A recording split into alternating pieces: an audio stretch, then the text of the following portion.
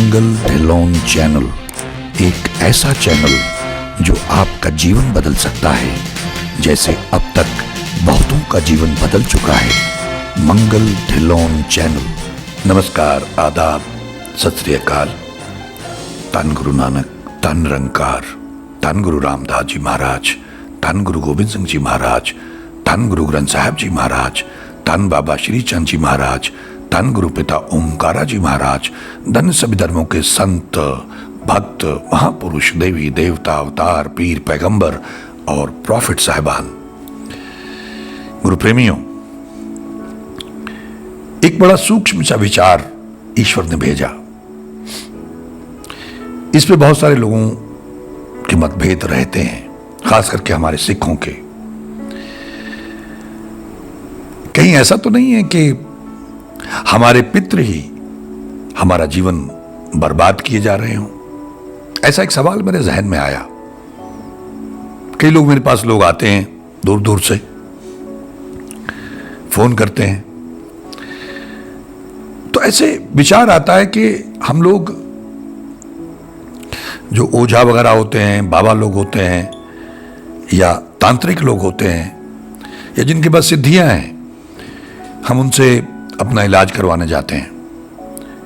काफी लोगों के बुरे तजुर्बे भी हैं, बहुत पैसा खर्च हो जाता है और नतीजा कुछ खास नहीं निकलता है। तो मेरे मन में आया कि जो लोग दुखी हैं, जो परेशान हैं, चिंतित हैं, व्याकुल हैं, कर्ज में डूबे हुए हैं, कारोबार नहीं चलता है, रोगग्रस्त हैं, कोई दवा काम नहीं करती है, टेस्ट कराते हैं तो रिपोर्ट नॉर्मल आती है, बीमारी का पता नहीं चलता है, ऐसे बहुत सारे लोग हैं। और उसमें दो तीन कारण होते हैं। एक तो जैसे आजकल लोग ईर्ष्यावश करवा देते हैं, कुछ ना कुछ पिला देते हैं, खिला देते हैं, या छुड़वा देते हैं, मूठ है, सिट है, ऐसे कई चीजें हैं, हांडी है, पाँव की मिट्टी उठाए कुछ कर देते हैं, मसानी पीछे लगा देते हैं, ऐसे बहुत कुछ करते हैं। मेरे साथ ऐसे बहुत सारे लोग संपर्क में आए और ऐसा पता चला। लेकिन जैसा होता ना कि मैं अक्सर ये कहता रहता हूं कि भाई मैंने कई जगह ये टेस्ट किया और फिर मैं इस नतीजे पे पहुंचा कि हमारे जीवन में जो भी समस्या है उसके लिए बुनियादी तौर पे हमारा भाग्य जिम्मेदार है, हमारे कर्म जिम्मेदार हैं। ये शुरू में मैं बड़ा चेक करवाता था, मैं जिज्ञासु हूं। इसी जिज्ञासा की वजह से मैं बहुत महापुरुषों के पास, बाबाओं के पास, उसमें कुछ तांत्रिक भी थे और कुछ एस्ट्रोलॉजर्स भी थे, छाया शास्त्री थे, पामिस्ट थे, बहुत सारे लोगों के पास मैं जाता रहा हूं। अब नहीं, ये पुरानी बातें हैं। एक जिज्ञासु के तौर पे कि ये क्या मामला है, बड़े एक्सपेरिमेंट करता रहा हूं। हाजरात वालों के पास ये सब कुछ रिकॉर्ड होता है। तो मुझे ऐसा लगा, जब हमने ये तजुर्बा किया, ये चेक किया, बार बार चेक किया, तो जैसे ये मैं जिक्र कर चुका हूं कुछ एपिसोड में पहले कि जैसे उस व्यक्ति की हालत होती है, मतलब दुख में है, परेशानी में है, कष्ट में है, हम लोगों से तो संपर्क वही करता है जिसको डॉक्टर ने जवाब दे दिया या चारों तरफ से घिर गया, पैसा कुछ बचा नहीं, वो किसी न किसी तरह से हमारे संपर्क में आता है। ईश्वर को विधि बनाते हैं और मैं उसको भी अपना और उनका सौभाग्य मानता हूं, क्योंकि अगर वो दुख के कारण भी ईश्वर के नाम से जुड़ गया या जुड़ गई तो ये भी उसका सौभाग्य है। इसके बारे में जिक्र कर चुका हूं कि अनगणित लोग, अनेकों लोग अस्पतालों में लाइलाज बीमारियों के शिकार हैं, तड़प रहे हैं, कष्ट में हैं, लाखों रुपया खर्च कर रहे हैं, लेकिन सबके कानों तक ईश्वर का नाम नहीं पहुंचता, सबको ईश्वर के नाम का पल्ला नहीं मिलता। जिसने पीछे कुछ अच्छा बोया होता है, अंकुरित होता है, उसी तक ये बात कोई विधि बन के उसका नाम पहुंचता है। रिजल्ट कुछ भी हो, बहुत से लोग ठीक हो जाते हैं, कुछ ठीक नहीं भी होते, या कुछ लोग गुजर जाते हैं, लेकिन जो उसने मजबूरी में घिर के ईश्वर का नाम सुन लिया, जप लिया, तो निश्चित रूप से उसका उद्धार सुनिश्चित हो जाता है, उसका भला सुनिश्चित हो जाता है। जितना उसने जपा, सुना, अंत समय में सुनता ही रहा या सुनती रही, तो उससे भला तो होना ही है। ये शब्द भी है गुरबाणी में कि अंत समय जो जो आप सिमरन करते हैं उसी के हिसाब से आपका जीवन होता है। और कुछ लोग ये सोचते हैं कि चलो अंत समय में अच्छा सोच लेंगे, नहीं, जिस तरह का जीवन आपने जिया है वैसे ही विचार अंत में आते हैं। अगर आपने बुरा जीवन जिया है तो अच्छे विचार नहीं आएंगे और उसके मुताबिक ही आपका आगे जीवन होगा, डिमोशन होगी। तो मैं ये कहने जा रहा था, जो हमने चेक किया तो भाग्य होता है। मतलब हम उसका नाम नहीं बताते, हम तो बस जिसके पास exact date of birth, time, place of birth होता है, बहुत लोगों के पास नहीं होता, टाइम नहीं होता, अंदाजे से बताते हैं, वहां नहीं बात बनती है, डेट सही नहीं होती है, बात नहीं बनती है। जिसके पास एग्जैक्ट है उसका मैंने चेक करवाया, तो जो कुछ भी उसके जीवन में उससे पहले घटा था और उस वक्त घट रहा था, वो सब वहां लिखा हुआ होता है। यानी वो पहले से सुनिश्चित है, उसने ऐसे कर्म किए, उसका ऐसा भाग्य बना, इसलिए उसके जीवन में ऐसा, उसका कारण कुछ भी हो, उसके भाई शत्रु हों, उसके रिश्तेदार शत्रु हों, उसकी पत्नी शत्रु हो, पति शत्रु हो, बच्चे शत्रु हों, पिता शत्रु हो, मां शत्रु हो, सास शत्रु, जो भी, पड़ोसी या कोई अजनबी, लेकिन होता वो उसके भाग्य के कारण है, उसके कर्म के कारण है, उसका अपना हिसाब किताब है। अब इसमें क्या कर सकते हैं? अगर आपको ये पता लग जाता है, ये तो मुझे यकीन हो गया कि उसको बार बार चेक करने का तो कोई मतलब ही नहीं है, क्योंकि उसके सिस्टम में तो कोई फ्लॉ है ही नहीं, कोई कमी, कोई त्रुटि है ही नहीं। उसका सिस्टम फ्लॉलेस है, उस मालिक का सिस्टम फ्लॉलेस है। तो जब उसमें कोई त्रुटि नहीं है, तो फिर एक तो स्वीकार करना शुरू करो, सरेंडर करना शुरू करो, नतमस्तक होना शुरू करो और लाभ उठाओ, जपना शुरू करो, सुनना शुरू करो, रात को रिपीट पे लगाया करो, माफिया मांगना शुरू करो, नाक रगड़ रगड़ के धन्यवाद करना शुरू करो, पुण्यदान शुरू करो, जितना कर सकते हो। इसमें जो एडिशनल बात जिसके लिए मैं ये एपिसोड बना रहा हूं, वो ये है कि ऐसा देखने में आया है, और मुझे ये ठीक भी लगता है, कि बहुत से लोगों के पितृ ही उनसे नाराज होते हैं और उनका बेड़ा गर्क कर रहे होते हैं। मैंने अपने घर की घटना का जिक्र किया था, जब मेरी बहन के जरिए मेरी बात हुई। हमारे परदादा थे, वो प्रेत योनि में थे, और मेरी बहन पे आके बात की उन्होंने मुझसे। बहन का हाल बहुत खराब किया उन्होंने। ऐसे ही मैं ये नहीं कहता हूं कि वो आपके किसी के ऊपर आ जाते होंगे, बोलने लगते होंगे, या उसको जैसे पागलपन का दौरा पड़ता है, शक्ल बदल जाती है, बेहोशी हो जाती है, हाथ पांव मुड़ जाते हैं। मैं ये बात नहीं कर रहा हूं। अगर ऐसा होता है तो उसमें बहुत सारे कारण हो सकते हैं, लेकिन अगर आप घिरे हुए हैं, जैसा मैंने पहले कहा, बीमारी डॉक्टरों की समझ में नहीं आती है, टेस्ट में नहीं आती है, कारोबार ठप हो गया, कर्जे में डूब गए, कोई काम चलता नहीं है, घाटा ही घाटा होता चला जाता है, बुरा हाल है हर तरह से, सेहत के, कारोबार के हिसाब से, घर की शांति के हिसाब से, घर में क्लेश है, झगड़े हैं, तो जरा बैठना और सोचना कि कहीं तुमने अपने पितरों का अपमान तो नहीं किया है, या तुम अपने पितरों का अनादर तो नहीं कर रहे हो, कहीं तुमने अपने पितरों को भुला तो नहीं दिया है। सोचना इसके बारे में। और अगर आपको ऐसा लगे तो, जैसे एक चिराग की समस्या आई थी कि हमारे यहां सिख परिवारों में जब पाकिस्तान नहीं बना था, तो पीर भी थे, लोग जाते थे, ऐसा अलगाव नहीं था। तो गुरु साहब के साथ में भी पीर बुद्धू शाह जी और कई पीरों का नाम आता है। कुछ मुसलमानों ने आउट ऑफ द वे जाके गुरु साहब का साथ दिया था। तो उस समय से ही बहुत गहरा रिश्ता है पीरों के साथ में, सिख गुरुओं का और हमारी कौम का। लेकिन बदलाव आ गया, बिखराव आ गया, अलगाव आ गया, तो लोग विरोध करने लग गए और चिराग लोगों ने बंद कर दिए। तो उनके घर में बहुत सारी प्रॉब्लम्स आनी शुरू हो गई। पुराने बुजुर्ग करते थे, नई जनरेशन ने करना बंद कर दिया, तो बहुत नुकसान हो गया। ऐसा बहुत सारे लोग आए हैं हमारे पास, मेरे उनसे संपर्क हुए, उन्होंने बताया है, और बाद में ये पता लगा। उनसे आज्ञा लेनी पड़ती है, माफी मांगनी पड़ती है कि इससे आगे हम इसको कंटिन्यू नहीं कर पाएंगे, और कुछ भेंट उनको दे के उनसे माफी मांगी जाती है। ऐसे अब्रप्टली आप नहीं छोड़ सकते। मैंने ये एग्जांपल दी थी कि आप पार्क में टहलने जाते हैं और किसी आदमी को रोज नमस्ते, सत श्री अकाल, हेलो करनी शुरू कर दें, और 1-2 महीने के बाद में बंद कर दें, तो आपका शत्रु हो जाएगा। वो ये नहीं बताएगा क्यों गुस्से में है वो आप पे, लेकिन उस बात पे नाराज होगा कि इसने मुझे नमस्ते करनी बंद क्यों कर दी। आपने अपनी मर्जी से शुरू की थी, मर्जी से बंद कर दी, लेकिन फिर भी वो अपना हक समझेगा। यहां भी शक्ति है, जब आप बंद कर देते हैं तो अपना हक समझते हैं कि इसने बंद क्यों कर दिया, तो ये करता ना। तो एक तो ये दिक्कत मैंने देखी है परिवारों में।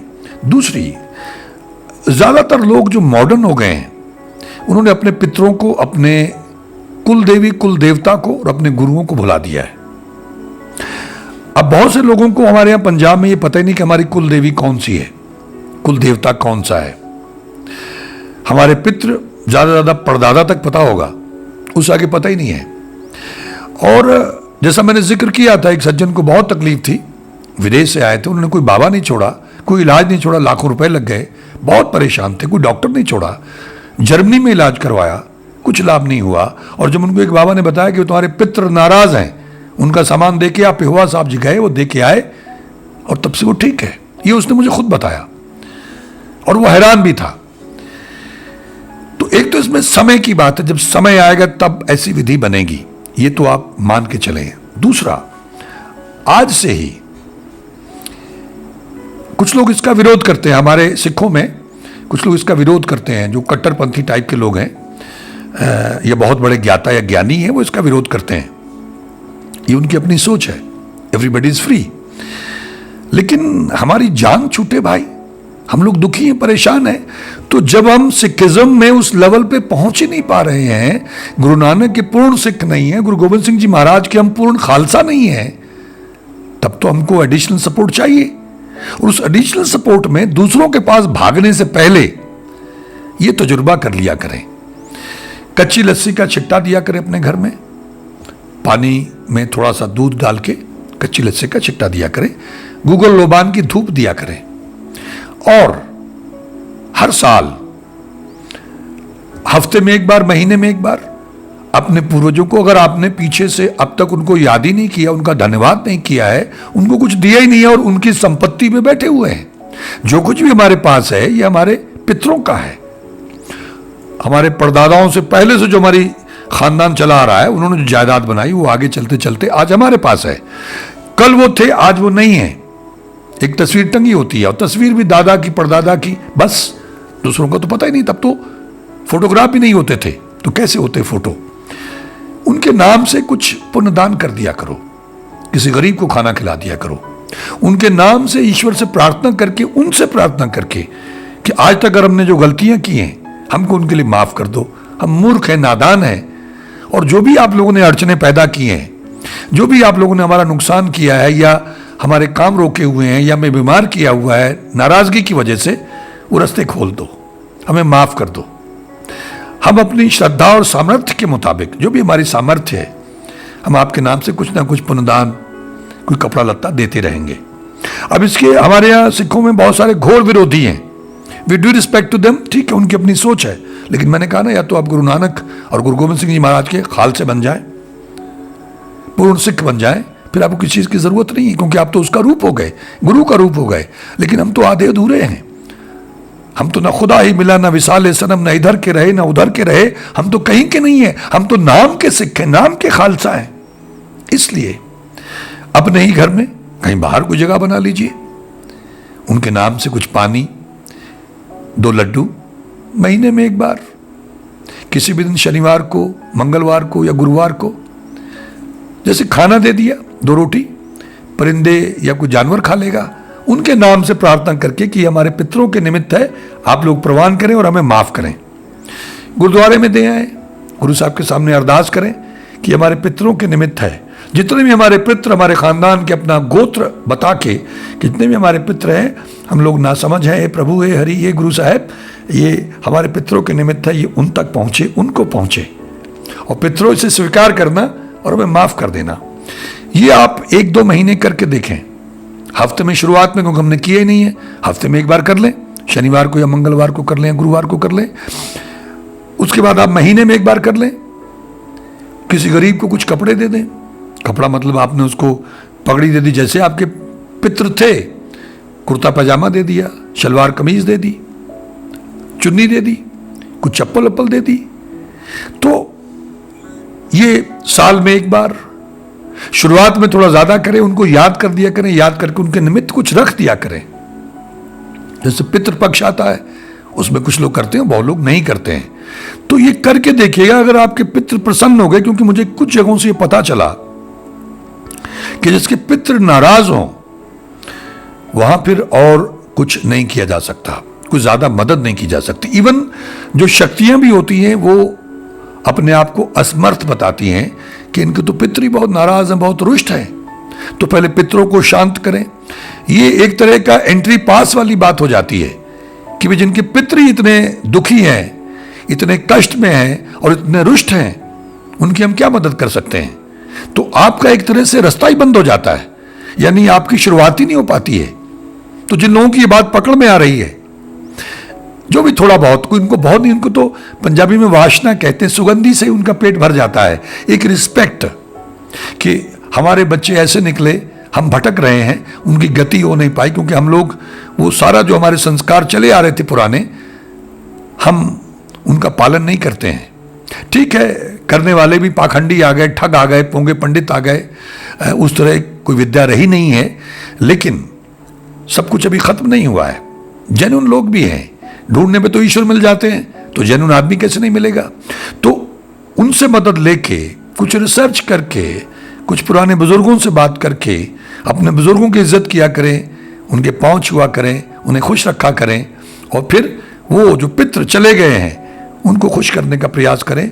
कुछ भी पताशे ला के रख लें घर में, 1 किलो सस्ते मिल जाते हैं, हर हफ्ते 2 पताशे उनके नाम से रख दिए, उनको याद करके अपने कुल देवता, कुल देवी और गुरुओं के नाम से और पितरों के नाम से और स्थानीय देवी देवताओं के नाम से 2 पताशे रख दिए, 5 पताशे रख दिए, और उनसे माफी मांग ली, उनका धन्यवाद कर दिया और कहा कृपा बनाए रखें। ये आप 2-3 महीने करके देखें।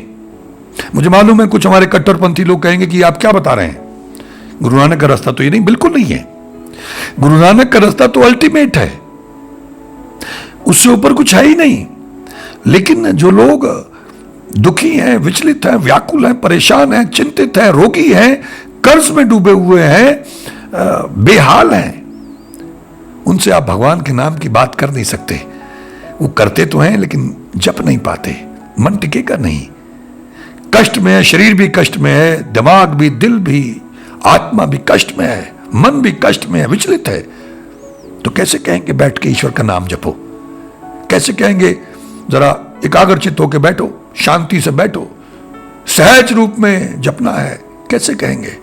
तो उनके लिए यह है कि भाई वो लोग भी हमारे साथ आए, लेकिन आप पहले ये करके देख लें, 2-4 महीने, 6 महीने, अगर आपको राहत मिलती है तो निश्चित रूप से आपकी कुल देवी, कुल देवता, आपके गुरु कई तरह के होते हैं। एक तो हमारे गुरु साहिबान हैं, वो तो सबसे ऊपर हैं, लेकिन कई तरह के आपके गुरु होते हैं, आपके बुजुर्गों ने गुरु बनाए होते हैं, और वो भी कहीं रुष्ट हो जाते हैं।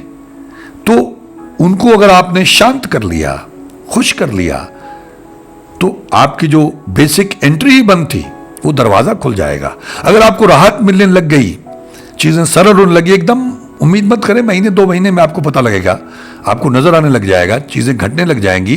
तो इसका मतलब ये है कि आपके पितरों की वजह से आपके सामने ज्यादा मसला गंभीर हो गया था। तो कम से कम वो तो आप खुद ही अपने घर में सॉल्व कर सकते हैं। उसके लिए आपको किसी के पास जाने के बाद मंदिर में दे आए, गरीबों को खिला दें, उनके नाम से प्रार्थना करके, अरदास करके, उनको पुकार के याद करके कि आप लोगों के निमित्त है, इसे प्रवान कीजिएगा। हाँ, उसमें सफाई का ध्यान रखिएगा, उसमें सुच्चम का ध्यान रखिएगा, जूठे हाथ नहीं लगाना है, नहा के, ये सब आप ध्यान रखिएगा। अगर सुच्चम नहीं होगी, अगर आपने श्रद्धा से वो नहीं किया, तो फिर लगेगा नहीं, उसका लाभ आपको मिल नहीं पाएगा, फिर आपकी वो मेहनत बेकार जा सकती है। तो जितने लोगों को ऐसा लगता है, जो बहुत ही ज्यादा घिरे हुए हैं, वो ये भी प्रयास करके जरा देखना शुरू करें। अगर उनको रिजल्ट मिले तो शेयर भी करेगा हमसे, और अगर रिजल्ट ना मिले, 3 महीने, इसमें कुछ खर्चा नहीं है, ज्यादा कहीं जाना नहीं है, और जिनका दिया हुआ हमको, जिस पे हम खा पी रहे हैं, एक अच्छा ठीक ठाक जीवन यापन कर रहे हैं, उनका धन्यवाद ही तो करना, उनको याद करना, उनके निमित्त कुछ रख देना, इसमें है क्या। ईश्वर से भी प्रार्थना करनी है, जैसे मैंने गुरुद्वारे में गए तो वहां रखा है, वो जहां भी इस्तेमाल होगा, लेकिन डायरेक्टली उनको पहुंचे। अगर आपने बाहर रख दिया, कोई जीव जंतु खा लेगा, आपने गरीब को दे दिया उनके नाम से, तो पहन लेगा या खा लेगा, तुरंत लगेगा। ऐसा भी करके देखिएगा, और मुझे उम्मीद है कि जिनको पितरों की वजह से दिक्कत है, जैसे मैं उस सज्जन की बात कर रहा हूं कि उसने ना कोई बाबा छोड़ा, ना कोई तांत्रिक छोड़ा, लाखों रुपए खर्च कर, ना कोई डॉक्टर छोड़ा, ना कोई टेस्ट छोड़ा, बात इतनी सी थी कि अपने पितरों का जो भी सामान था, चारपाई, बिस्तरा, बर्तन, राशन, कपड़े लत्ते, वो सब जाके पिहुआ दे आया जाके। और उसके बाद में वो ठीक है, अब तक उसको कोई दिक्कत नहीं है, तंदुरुस्त है। घर में और भी समस्याएं थी, वो भी सब उनका ठीक होने लग गया। तो उससे मुझे ये एक आइडिया आया कि मैं अपनी जो संगत जुड़ी हुई है हमारे साथ, जो सत्संगी लोग जुड़े हुए हैं, उनको मैं एक आइडिया दूं। ये आया कहीं से है किसी के लिए, तो कोशिश करके देखें। और मुझे उम्मीद है कि जिनको पितरों की वजह से दिक्कत है, उनको प्रमाण भी मिलेगा, उनको राहत भी मिलेगी। ईश्वर हम सबका भला करे, दया करे, मेहर करे। आप सबका बहुत बहुत धन्यवाद। नमस्कार, जय हिंद, जय भारत।